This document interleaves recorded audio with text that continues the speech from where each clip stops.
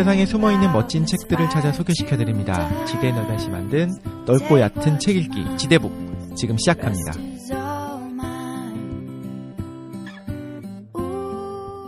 이독실입니다. 제가 추천하려고 하는 책은 예전에 한번 언급한 적이 있었는데 책 제목이 라마찬드란 박사의 두뇌 실험실이에요. 여기는 다 이름들이 대단하세요. 무서워. 너무 두꺼워 보여요. 두꺼운데 굉장히 사실 이게 좀 갱지 같은 걸로 만들어갖고 종이가 두꺼워요. 그래서 실질적으로는 페이지가 500이 넘긴 하네요. 근데 진짜 술술 읽힙니다. 그리고 원제랑 좀 다르게 번역을 했어요. 팬텀스 인 더 브레인 해갖고 원래 두뇌 속의 유령인데 두뇌 실험실이라고 이름을 붙였고 제가 갖고 있는 책은 바다 출판사에서 나왔네요. 네. 그런데 이제 제가 추천을 하는 이유는 이거 굉장히 쉬워요. 사실 이 앞에 거 그 뭐였죠 제목이? 과학에서 신으로요.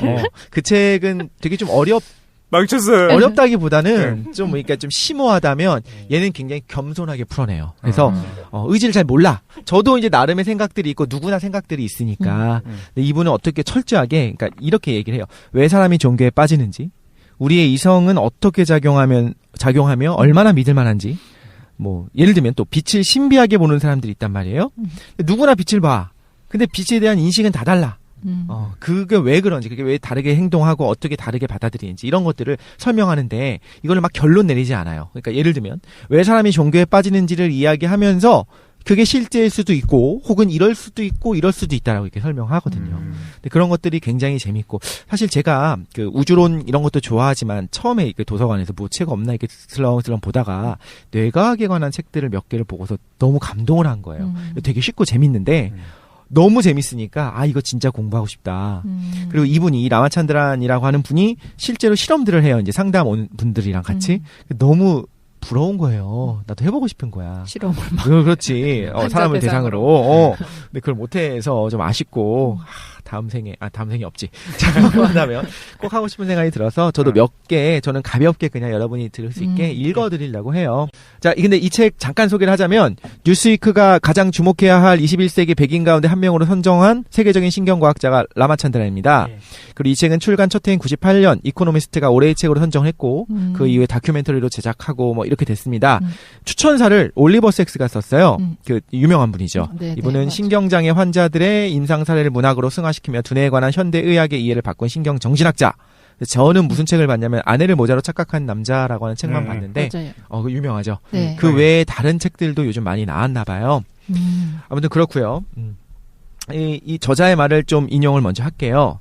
23페이지에 비록 200여 년에 걸친 연구에도 불구하고 우리는 아직 의식이란 무엇인가와 같은 포괄적인 질문뿐 아니라 인간 마음에 관한 가장 기본적인 질문들에 대해서도 대답하지 못하고 있다. 가령 우리는 어떻게 얼굴을 인지하는가? 우리는 왜 우는가? 우리는 왜 웃는가? 우리는 왜 꿈을 꾸는가? 우리는 왜 음악이나 미술을 즐기는가? 자, 우리는 자기 자신의 존재에 대해서도 의문을 던질 수 있다. 나는 누군가? 사후에는 무슨 일이 일어나는가? 내 마음은 전적으로 내 두뇌의 신경세포에서 발생하는 건가? 만일 그렇다면 자유의지에 관한 여지가 남아있긴 한가? 사실 우리가 되게 다루고 싶은 주제들이잖아요. 신경과학의 매혹적인 이유는 두뇌가 스스로를 이해하기 위해서 애쓰는 것 같이 이런 질문들이 갖는 순환적인 성격 때문에 매혹적이다라고 이야기를 합니다. 몇 가지를 좀 읽어볼게요.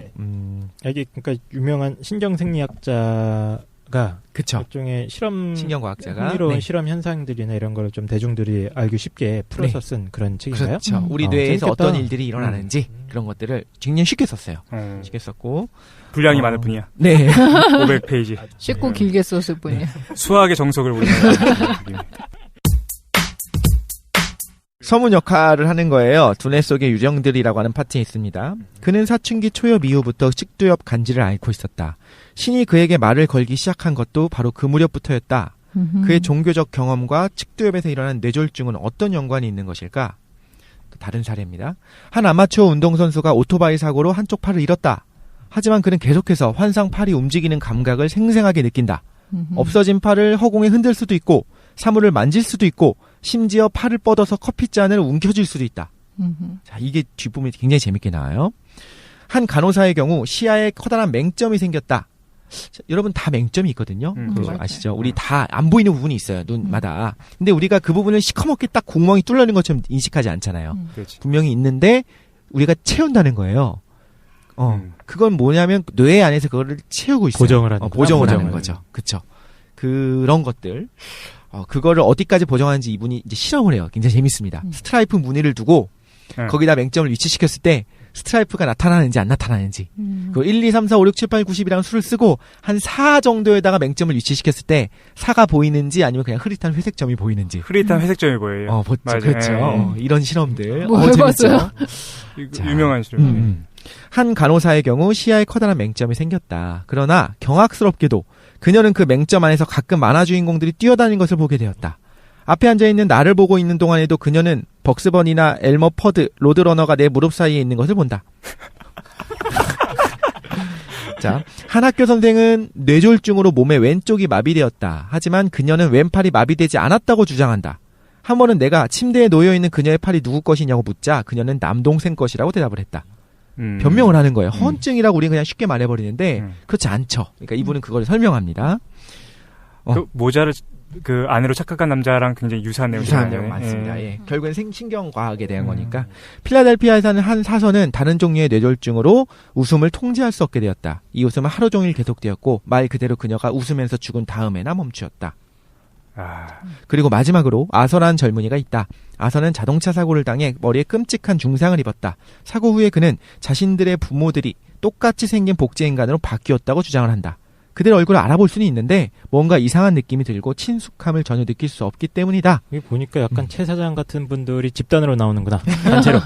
그러니까 뇌 초월적이고 일부가 문제가 생긴 분들이 신과 만났네. 그렇지. 어떻게? 그러니까 뇌 신경이라든가 이런 거에 약간 손상이 있으신 그렇죠. 분들. 그때 우리가 어떤 문제가 생기는지를 보면은 뭘 할 수 있냐면 우리 뇌가 어떤 식으로 구성되고 어떻게 행동하는지를 작동의 원리를 알 수가 있어요. 자, 그러면 뭐 재밌는 거 몇 가지를 또 소개를 할까요? 두뇌 속에 이제 모듈들이 있고 특화된 모듈이 있다고 이야기를 해요. 이분 대화를 좀 할게요. 어떤 뇌졸중 환자가 있습니다. 근데 이분이 파일럿이었거든요. 당신의 직업이 무엇입니까? 내가 비행기에 묻었다. 공군 조종사였습니다. 어떤 종류의 비행기를 몰았습니까? 그는 비행기의 이름을 말한 후 그 비행기는 당시 지구상에서 인간이 만든 물건 중에서 가장 빠른 것이었다고 대답했다. 얼마나 빨랐는지 말해줬고 제트 엔진이 나오기 전에 만들어진 것임을 덧붙였다. 그때 갑자기 내가 그에게 물었다. 좋습니다, 빌. 그런데 100에서 7을 빼보시겠습니까? 100 빼기 7은 무엇입니까? 100 빼기 7이라고요? 네, 100 빼기 7이라. 그러니까 100에서 7을 빼보라는 거군요. 100 빼기 7이라. 96? 아닙니다. 못 푸는 거예요, 지금. 저 비행기 조종사는 엘리트인데. 다른 것을 해보죠. 17 빼기 3은 무엇입니까? 17 빼기 3이라 사실 나는 이런 것을 그리 잘하지 못해요. 빌, 답은 17보다 더 큰 수일까요? 아니면 더 작은 수일까요? 물론 작은 숫자죠. 빼기가 무엇인지 안다는 듯이 대답을 했다. 좋습니다. 그렇다면 17 빼기 3은 무엇이지요? 12인가요? 왜 그래? 뇌졸중 이후로. 나는 빌이 겪고 있는 문제가 수가 무엇인지 이해를 못하는 것인지 아니면 수의 본성을 이해를 못하는 것인지 생각해보기 시작했다. 물론 수에 관한 질문은 피타고라스로 거슬러 올라간 오래되고 심오한 문제인데 아무튼 무한이 무엇입니까? 존재하는 것 중에서 가장 큰 수입니다. 그럼 100이라고 97 중에서 어느 것이 큰 수입니까? 100일입니다. 즉각 대답했대요. 왜죠? 자릿수가 더 많으니까요. 자릿수가 많으면 크다는 건 이해를 해요. 그런데 17 빼기 3 같은 거는 이해를 못한다는 거죠. 그거를 계산하는 모듈이 따로 있고 그 부분이 고장난 거야. 무슨 얘기인지 알 것 같아. 조금. 뇌 속에 계산 모듈은 따로 있고 그게 고장나면 딴 건 다 정상인데 그것만 못하는 거예요. 그 수만. 컴퓨터 연산 장치를 그러니까 이런 거네. 계산기가 있는데 네. 계산기의 특정 루트 버튼이 고장난 거야. 그렇죠. 그러니까 얘는 루트가 안 먹어. 네. 그 계산을 못 하는 거야. 네. 플러스 그렇죠. 마이너스는 됐는데 뭐 그런 상황인 것 같아. 네, 맞습니다. 이런 사례들이 이제 소개가 되어 있고 이제 쭉 설명을 하게 돼요. 또 재밌는 거. 우리 저희 19금 방송 아니죠? 좋아. 지구 괜찮아. 방송 해봐. 네. 네, 한번 해보겠습니다. 19일의 금요일 방송. 네네. 해보겠습니다. 19금 방송. 이제 뇌에서 자극을 받으면 실제로 뇌에서 그때 반짝반짝하면서 자극이 인식되는 부위가 있어요. 그죠. 그래서 그 뇌 지도가 있는데 그런 거예요. 그러니까 예를 들면 내 손가락을 쿡 하고 찔러. 그때 내 뇌에서 어디가 활성화되는지를 봅니다. 그 다음에 이제 뭐, 그렇죠. 스캔을 하는 거죠. 이제 손바닥을 찔러보고 팔을 찔러보고 그럴 때 뇌에서 어느 부분이 바짝바짝 하는지를 보면 감각이 들어오는 데가 어디로 가는지를 알 수가 있잖아요. 그렇죠. 그 지도를 만들 수가 있어요. 그런데 그 지도를 보면은 괴상하게 생겼는데 얼굴이 엄청나게 큽니다. 손도 무지하게 커요. 그러니까 손은 굉장히 예민하다는 뜻이에요. 그러니까 손은 이 손가락 뇌에서 뇌에서 얼굴 표정, 그러니까 근육과 관련된 영역이 굉장히 그렇죠, 넓다. 크죠. 그러니까 그 뇌에서 반응하는 거 비례대로 네. 인간의 모습을 재구성하면 그렇죠. 그러면 손이 커지고 손이 커지는 겁니다. 그러니까 손에 대한 감각은 말하자면 예민하다고 봐도 될 것 같고 손에서 들어오는 정보를 뇌의 많은 부분이 처리한다고 보면 될 것 같아요. 그렇게 진화했겠죠. 그런데 이 지도가 어떻게 되어 있냐면 몸통과 발이 있고 그 옆에 성기가 있어요. 그 지도가 성기의 자극을 받으면 반짝반짝하는 뇌에서 반짝반짝하는 부분이 발이 자극을 받았을 때 반짝반짝하는 부위에 바로 옆에 있어요. 그래서 이걸 갖고 이제 푸페티시를 설명을 합니다. 푸페티시가 뭐죠, 근데? 설명을 먼저. 푸페티시? 저는 잘 몰라요. 저는 잘 모르겠는데. 사람 이름인가요? 그럼 더 이상해. 설명해야지. 페티시즘이라는 건 어떤 특정한 부위라던가 아니면 뭐 물건 이런 거에 이제 성애를 느끼시는. 네. 예. 근데 이 환자를 이제 설명을 할게요. 이 환자는 뭔가 손상이 일어났어요. 그러니까 어디 손상인지는 사람마다 달라요. 근데 예를 들면 우리가 손가락이 잘려서 사라졌다. 라고 하면은 원래 예를 들면 왼손이 잘렸다고 할게요. 그럼 왼손으로 들어오는 자극이 원래 자극돼야 되는 뇌 부위가 있잖아요. 그죠? 그런데 그 부분이 비어버리잖아요. 그죠? 이제 손이 잘리면 더 이상 정보가 안 들어가니까 이제 그 부분을 리매핑을 합니다. 매핑을 딴 거로 바꿔요.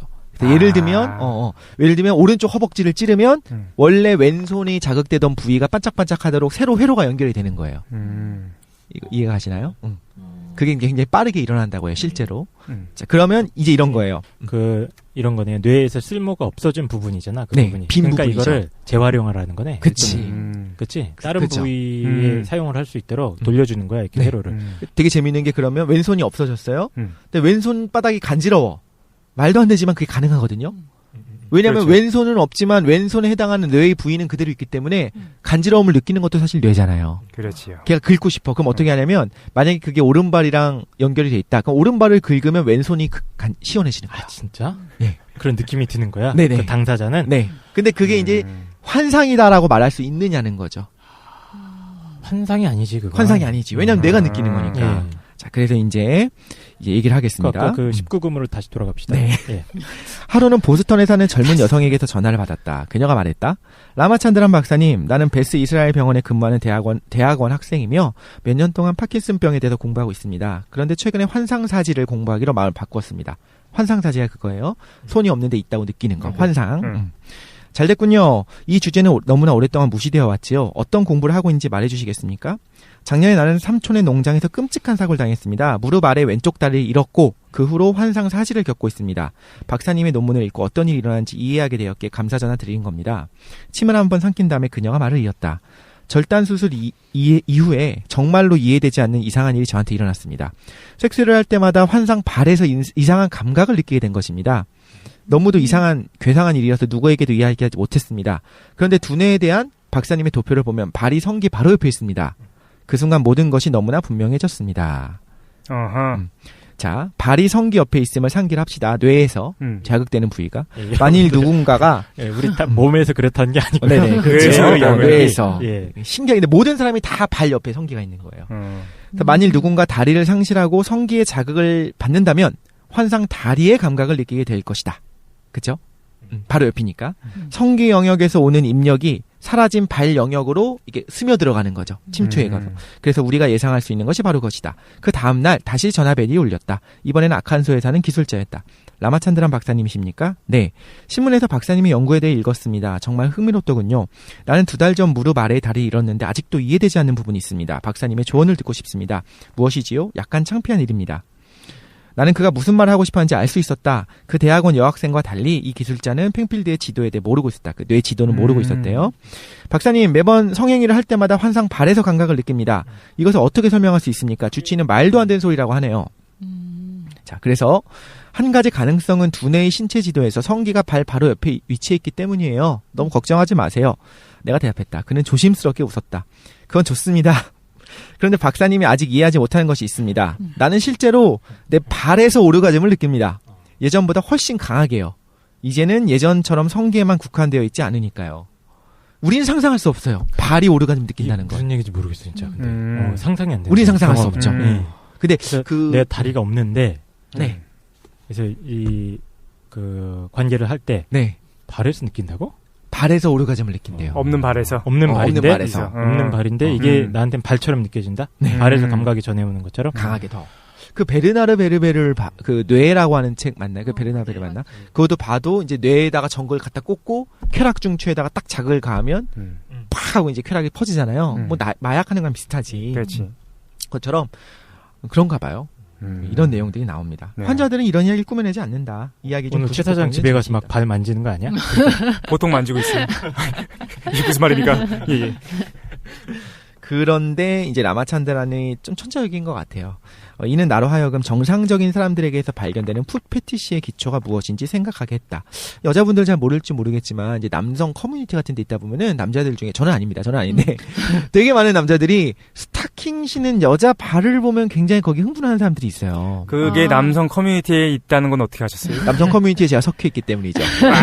이건 말할 수 있다 이거지. 그래. 아니 뭐 까놓고 말해서 뭐 그냥 자기 얘기라고 해도 돼. 왜? SLR 클럽에 아니 저는 없어요. SLR 클럽. 거기 보면은 가끔씩 막 발 보면 학학 막 이렇게 리플을 다는데 그냥 왜 그러지?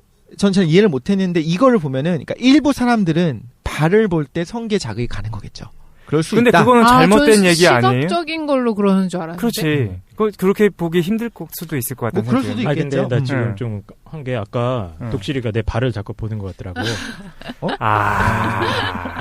슬프다. 죄송합니다. 예. 그치. 근데 아까 저희 말씀하신 게 정확한 것 같은 게 거기서의 발이라는 거는 내 발에 대한 감각이 내 성기에 대한 감각과 비슷하게 있다는 거 아닌가요? 맞죠. 근데 왜 타인의 발을 보면은 느끼는 건 어려울 수 있다. 그게 뭐 과학적으로 아직 설명 안 됐을 텐데. 타인이 자기의 성기를 어루만지는 걸 우리가 봐도 우리도 흥분할 수 있잖아요. 비슷한 거 아닐까요? 어쨌든 뭐 연관이 있을 수 있다. 타인이 막 목을 긁어. 그럼 나도 좀 목이 간지러운 것처럼 느껴지기도 하잖아. 근데 그거 그래 억지스러울 수도 있겠다. 근데 여기서는 그러니까 이렇게 얘기를 해요. 풋 패티시에 대한 전통적인 설명은 프로이트가 했대요. 그래서 발이 성기 모양이 닮았다. 얘는 다 성기 모양이 닮았대. 프로이트 장난 아니잖아요. 그치. 세상을 설명했어. 그런데 만일 그것이 사실이라면 왜 우리 몸에서 돌출되어 있는 다른 부분은 그렇지 않은가? 손 패티시나 코 패티시는 왜 없겠는가? 없어요? 모르겠네. 근데 또 은근히 이거는 이제 남자 커뮤니티에 있는 여자들이 하는 말인데 이거는 패티시까지는 아닌 것 같은데 여자들 중에 남자의 되게 하얗고 고운 손을 보면 되게 섹시하다고 하는 여자들이 꽤 많았던 거 그런 분들 있어요. 네네. 저는 씻는다고 여자처럼 되게 하늘고 하얀 사람들 있잖아요. 저는 두꺼비 손이라서 안 되지만 그런 상상을 저는 가늘어요. 사실 남자보다 여자들이 더 야한 얘기 많이 하는 거 아시죠? 그래요? 그런다고 하던데 그런 얘기 여자들끼리 한대요. 뭐 하얗고 가는 손을 보면 그거로 자기를 뭐 이렇게 어루만지는 상상을 하면 막 이런다고 하더라고요. 그것도 전부 다 철저하게 그 SLR 클럽에서 정보를 너 이런 책 그러면 클럽이 아니야. 극과 극을 다녀. 이런 책도 읽고 저런 건데 들어가고 밖에 안 나가다 보니까. 그렇군요. 또 뭐 재밌는 거 이번에는 환상손이 있는 사람입니다. 그러니까 손이 없어 실제로. 근데 있다고 느껴. 네. 자, 만일 내가 존에게 컵을 집으라고 해서 손을 뻗게 한 다음 그의 환상손이 컵을 만지기 전에 컵을 뒤로 확 치워버리면 어떻게 될까? 그럼 장난치냐 이러는 거예요, 그럼? 그러니까 이 사람은 자기가 손이 있다고 느껴요. 그치, 자기는 손이 있다고 생각을 하는데 실제로 물론 없는 없어. 건 알아요. 자기도 없는 건 알지만 분명히 느껴지는 거 어떡하냐 이거야. 그래서 걔가 컵을 집으라고 하면 자기가 이렇게 손은 없지만 팔을 내밉니다. 자기가 집었다고 이야기를 해요. 그때 컵을 뒤로 확 뺀다는 거야. 라마찬드란이. 그럼 어떻게 할 것인가? 이게 이 사람이 이제 가설을 세워요. 환상팔은 만화 주인공의 고무팔처럼 고무고무 쭉 늘어날까? 아니면 정상적인 팔 길이 정도에서 멈출까? 그러면은 그것을 잡을 수 없도록 하려면 얼마나 멀리 컵을 치워야 되나? 달을 잡을 수 있을까? 창의적이죠, 이 사람. 창의적이네. 실험을 해요. 그래서 나는 앞에 컵을 놓고 존에게 그것을 집어보라고 했다. 그리고 그가 손을 뻗는다고 말할 때 컵을 획 치워버렸다. 아, 그러지 마세요. 그가 비명을 질렀다. 어떻습니까? 그러지 마세요. 당신이 컵을 치웠을 때 내 손가락이 컵 손잡이에 걸려 있었어요. 정말 아픕니다. 그런데 이렇게 생각했네. 실제로 고통스럽게 비명을 내질렀고 손가락이 환상인 거 이 사람도 알아요. 알고 있지만 고통은 실제로 느껴진다는 거죠. 우리 뇌에서 일어나는 게 뭐 우리가 배우기로는 통각이 있고 통각이 자극당해야 뭐 이렇게 아프다라고 이야기하는데 고통까지도 뇌에서 만들어낸다는 거죠. 그럼 이제 저도 이제 섣불리 연결하진 않겠지만 뭐 명상 뭐 그런 거를 극한으로 도달하면 고통까지도 차단되고 뭐 이런 얘기하고 불 위에 올라가도 뜨거움을 못 느끼고 이런 얘기 하잖아요. 뭐 이런 거 보면 좀 시사하는 말이 있는 것 같아요. 일단 내면의 컨트롤이 극대화된다면 네네. 이런 기능들을 컨트롤할 수 있다면 고통을 느끼지 않을 수도 있다. 이런 얘기들. 김주인이 갑자기 새롭게 보이는데? 근데 저는 개인적인 좀 얘기를 하면은 네.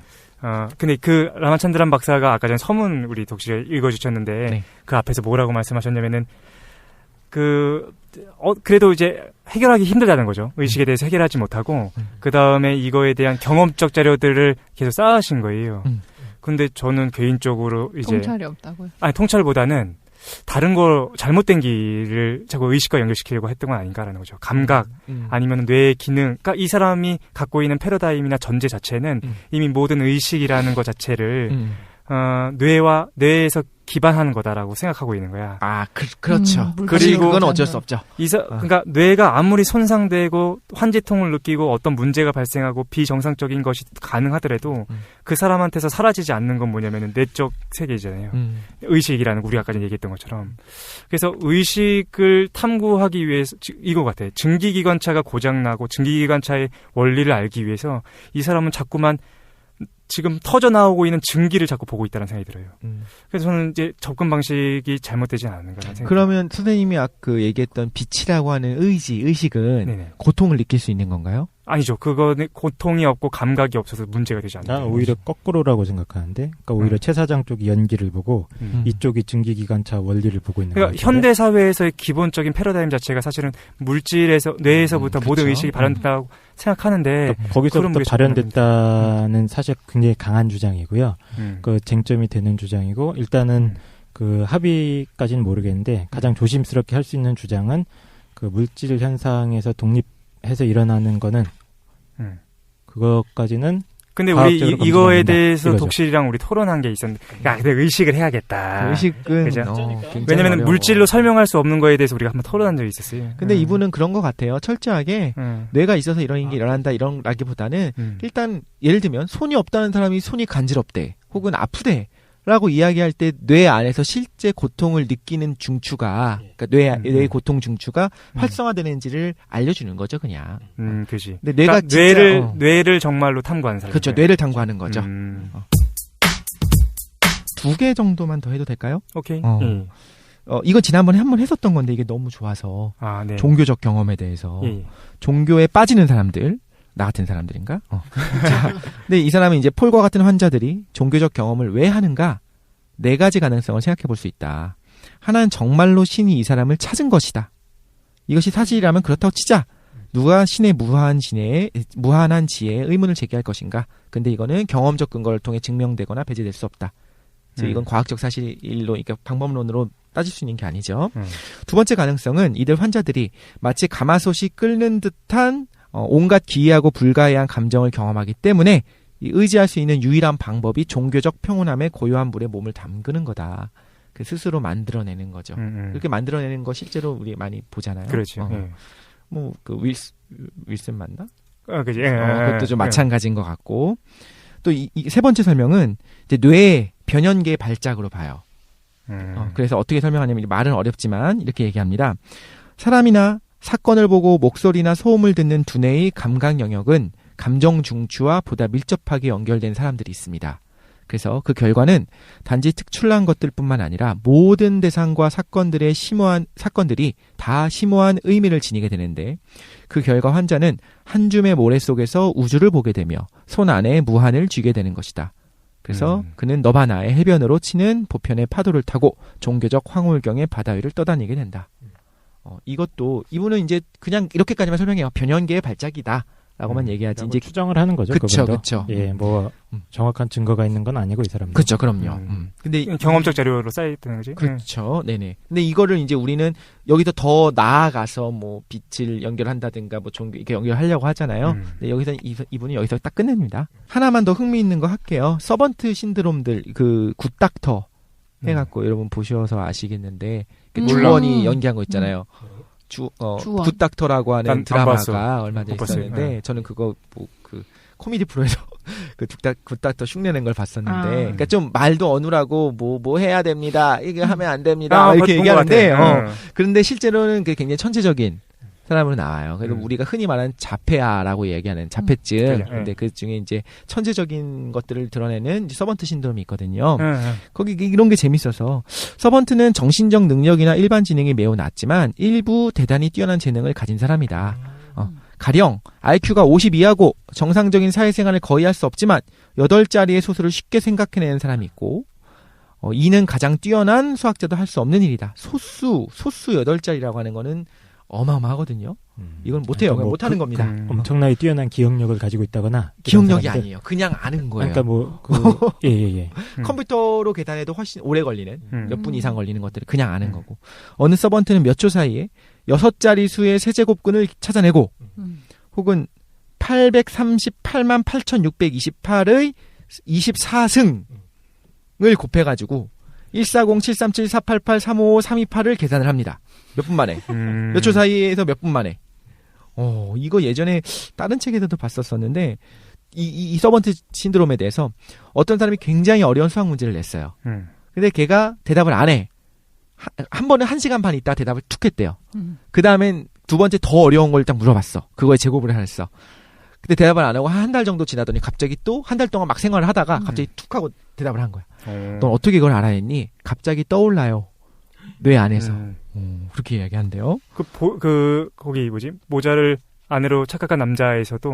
그게 거기서 그 사람 보잖아요. 네. 그 수가 막 써 있고 그 소수가 보인다는 거야. 그렇지. 그냥 보는 거지.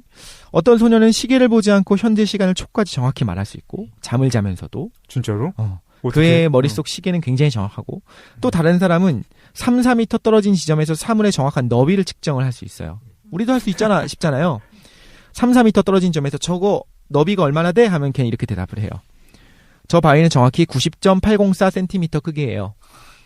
이게 맞다는 거. 그녀의 말은 정확하다. 그런데 그런데 보통은 서번트들은 창의성이 결여됐대요. 이거 이제 재밌으니까 여러분 같이 한번 해볼게요. 몇 개의 단어와 생각을 굴려서 어리석게 일을 극단으로 몰고 가거나 무엇을 지나치게 하는 것을 나타내는 도발적인 은유 하나를 만들어봐라.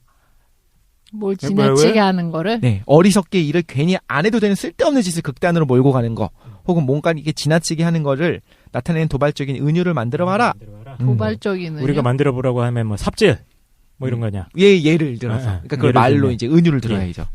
그게 이제 일반적인 사람들이 되게 힘들어요. 이게 창의적인 거잖아요. 그렇죠. 저도 힘들고 모든 사람이 힘들어하고 서번트들이 거의 이게 없대요. 보통은 창의성이 그대로 막 칼같이 계산하고 그리고 이런 건 가능한데 절대음감은 안 약간 되겠다. 컴퓨터나 계산기 같은 기능은 굉장히 그쵸. 뛰어난데 이걸 갖다가 보통은 좀 창의적으로 뭔가 응용을 한다거나 네네. 뭔가 새로운 거를 연합시킨다거나 이건 힘들다. 네.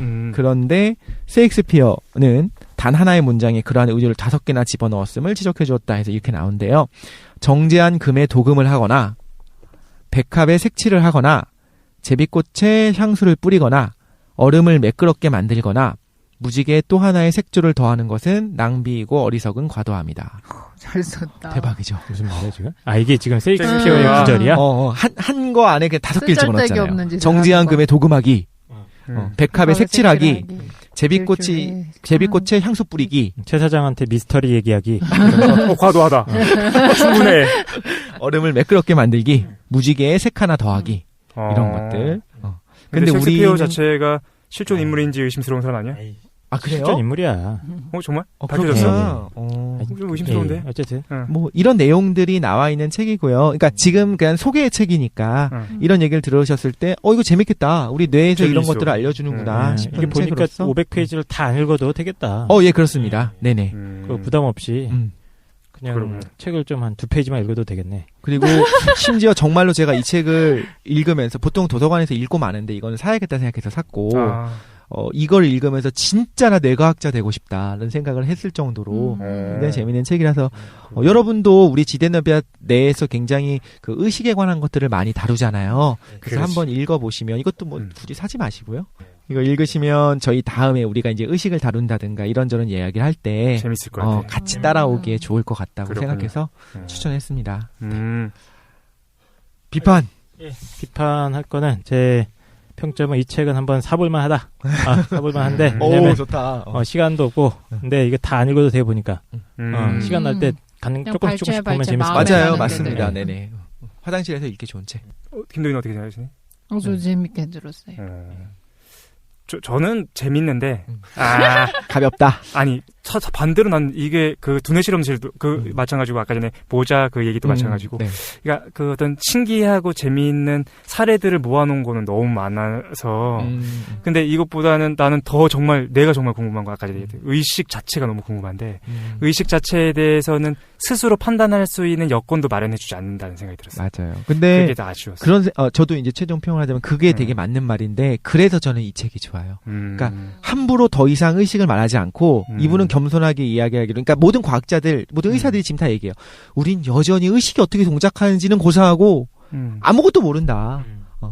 그럼 겸손하기보다는 겸손을 포장하고 있는 건 아닌가? 왜 예전에 왜 그 고전을 가리키는 교수님들 같은 경우에는 그 옛날에는 복사본이 많지가 않았어요. 네. 그 교재 자체를 갖고 있는 것 자체가 자기 권위 있던 거야. 그러면서 어떤 역할을 하냐면은 난 그 객관적 자료를 갖고 있는 것 자체에서부터 겸손하지 않은 거야. 이거를 가지고서 너희들은 안 갖고 있으니까 나는 이렇게 많은 자료들을 축적하고 있는데. 근데 어쨌든 자기 주제 이상은 얘기를 안 하니까. 근데 중요한 건 뭐냐면은 그러니까 겸손한 거죠. 일반 사람들은 더 뭘 보고 싶은 거냐면은 정말로 보고 싶은 거는 이거 너무 주관적인 얘기를 계속 하고 있어 나. 아니 근데 정말 이해는 가고 예. 이게 쟁점은 되는 것 같은데 근데 이분은 알면서 말하는 게 아니라 정말 모르니까. 그렇구나. 근데 선생님이 그러니까 어떻게든 좀 연결을 하기를 바란다는 거잖아요. 그렇다고 해서 이 사람은 자신이 객관적으로 알고 있는 내용은 여기까지인데 의식은 이런 건 것 같아라고 이렇게 함부로 얘기하기 좀 힘든 게 아닌가. 사실 근데 저도 이제 지금 비판을 하기 위해서 비판하는 건데 사실은 이제 우리가 갖고 있었던 인간에 대한 한계를 넓혀주는 면에서는 사실은 요거 전에 저는 이건 못 읽고 아까 전에 두뇌 모자를 안으로 착각한 남자를 읽었으니까 그때 사실은 놀라웠어요. 읽으면서 인간이 이런 거구나를 우리한테 알려줘서 사실 좋긴 했었어. 그렇습니다. 한번 읽어보시면 가볍게 읽어보시면 화장실에 비치해 놓으시고 이제 조금씩 읽으시면 재밌을 것 같습니다. 네. 특히 이제 발에서 흥분하시거나 그런 이런 분들 분들 읽으시면 여러분 잘못이 아니었어요. 그냥 뇌의 연결이 약간 삐딱하게 돼 있는 것 뿐이었어요. 그게 우리에도 다 있어요. 예를 들면 세 번째 그 무슨 손가락이라고 하죠? 중지? 뻑큐? 이 손가락을 움직이면은 보통 넷째가 같이 딸려가잖아요. 맞아요. 이것도 신경에 말하자면 간섭이거든요. 그래서 우리가 운동을 얘만 하고 싶은데 옆에 거가 막 따라가. 야, 나는 안 따라가는데? 그거는 따라가잖아 지금. 이거. 그만해. 예, 알겠습니다. 그만하시고. 이런 식으로 알겠습니다. 신경의 간섭이다. 괜찮습니다, 여러분. 네네. 알겠습니다. 일단 재밌었네요. 즐거웠습니다. 그럼 요거 지대북 2부 마치고 3부도 우리 저희가 잘 준비해가지고 일주일에 한 번씩 올리겠습니다. 재미있는 책 한번 잘 찾아서 읽어보시기 바랍니다. 여기까지 하죠. 수고하셨습니다. 수고하셨습니다. Stand about this fire to